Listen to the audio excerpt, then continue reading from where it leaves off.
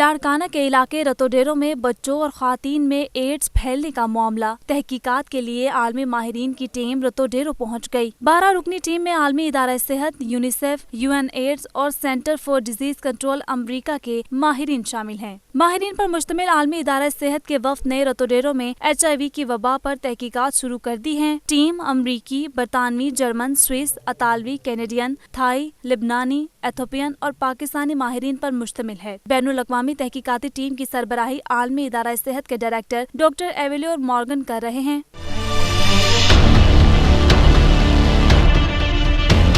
Team صوبائی محکمہ صحت کے افسران سے معلومات حاصل کر کے تحقیقات پر رپورٹ پیش کرے گی۔ رتوڈیرو میں HIV سے متاثرہ 700 مریض سامنے آ چکے ہیں، جن میں 576 بچے بھی شامل ہیں۔ ڈاکٹر نے 21,000 سے زائد افراد کے ٹیسٹ کیے ہیں۔